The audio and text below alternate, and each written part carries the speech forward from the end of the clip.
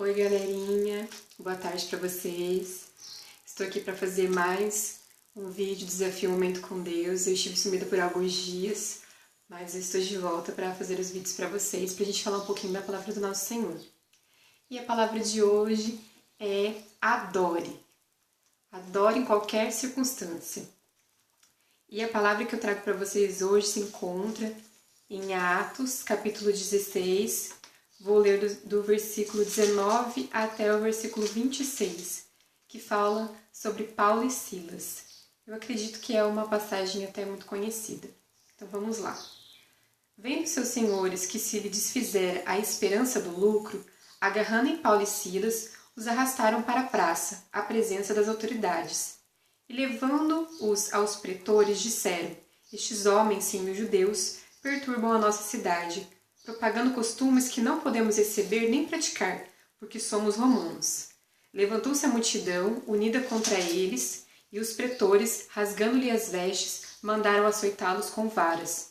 E depois de lhes darem muitos açoites, os lançaram no cárcere, ordenando ao carcereiro que os guardasse com toda a segurança.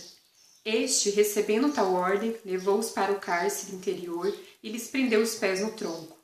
Por volta da meia-noite, Paulo e Silas oravam e cantavam louvores a Deus, e os demais companheiros de prisão escutavam.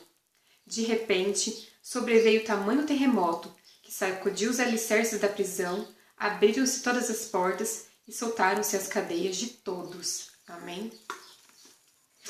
Então aqui é uma passagem que fala que tinha, assim, antes desse acontecimento de Paulo e Silas terem sido presos, eles estavam na cidade de Filipos e tinha uma menina que tinha o espírito da adivinhação, e na hora que eles estavam passando por ela, essa jovem, ela trabalhava para alguns senhores, né, adivinhando as coisas, e ela saiu ao encontro de Paulo e Silas e começou a anunciar e falar que estes homens são servos de Deus Altíssimo e vos anunciam o caminho da salvação.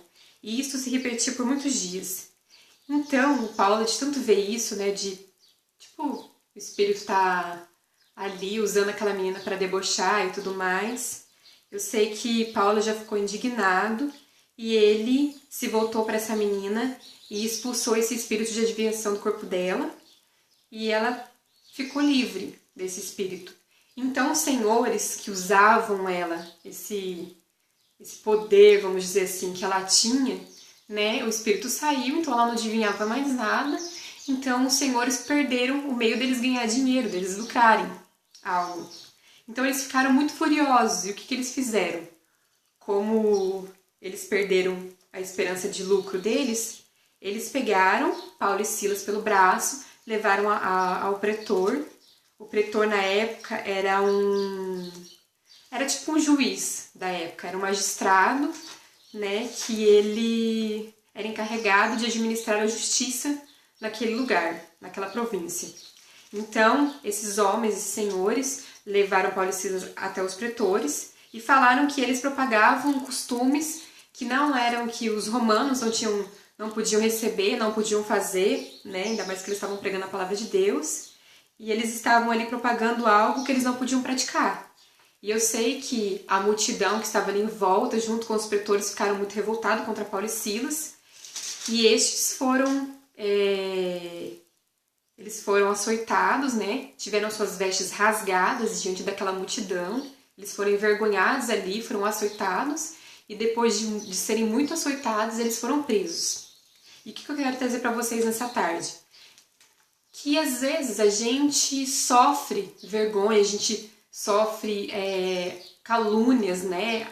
Você tá fazendo algo assim e alguém se levanta contra a sua vida, falando mal de você, ou você se encontra numa situação difícil onde você não vê saída, né? Algum problema de ordem financeira, não sei, alguma provação que você, assim, se sente preso, você se sente acorrentado, você se sente sem saída. E eu quero te perguntar, o que você tem feito diante dessas circunstâncias? Porque eu quero aqui apontar algumas atitudes, né, de Paulo e Silas e trazer isso para a sua vida.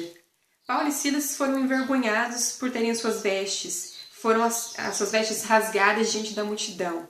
Eles foram açoitados com varas, lançados em cárcere e tiveram seus pés presos ao tronco.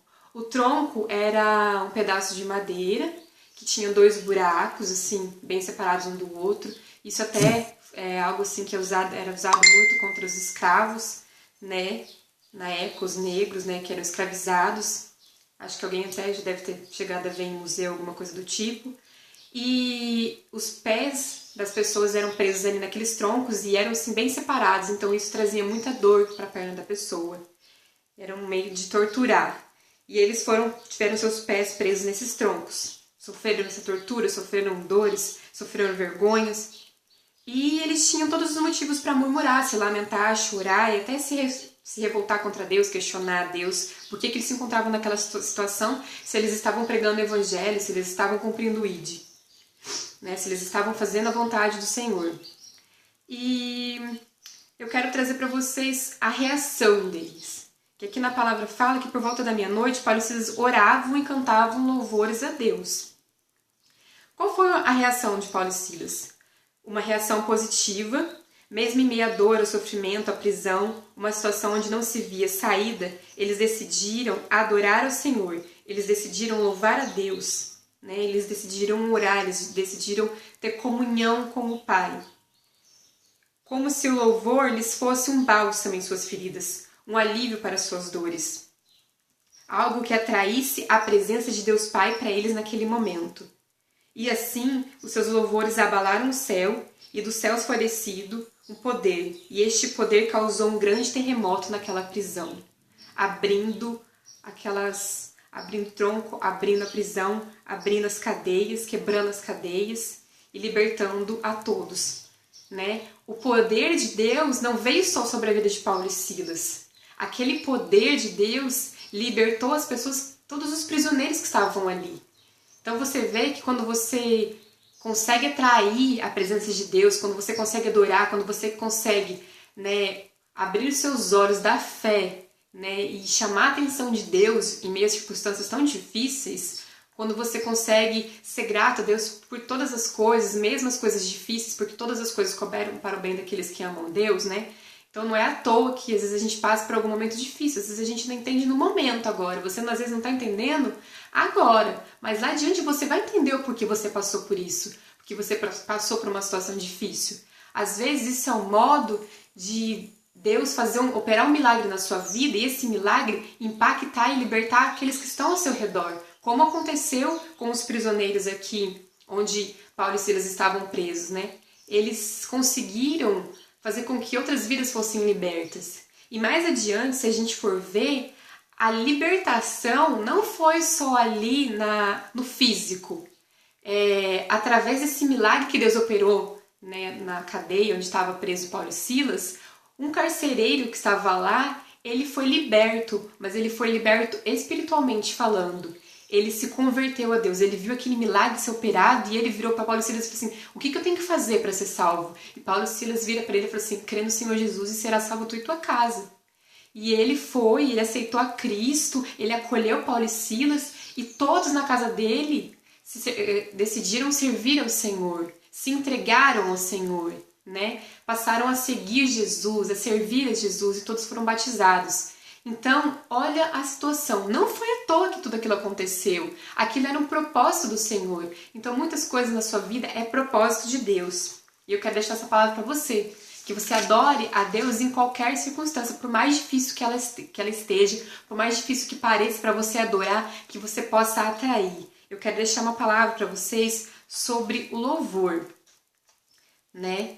O seu louvor atrai o olhar de Cristo e sobe até o céu com um cheiro suave e alegra o coração de Deus. Em contrapartida, fere os ouvidos do inimigo e afugenta-o de sua presença. Então, quando você louva Deus, você atrai a presença de Deus, você atrai o olhar de Deus para a sua vida, você alegra o coração dele, você afugenta o inimigo. O inimigo não suporta ver uma pessoa adorando a Deus em nenhuma circunstância.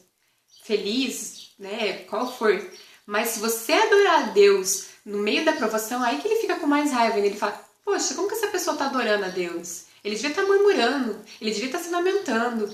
Então isso causa, assim, né, uma dor nos ouvidos do inimigo. Então que você venha causar essa dor, que você venha afugentar o inimigo da presença da sua vida, de perto de você, adorando a Deus mesmo em meio às provações, mesmo em meio ao deserto.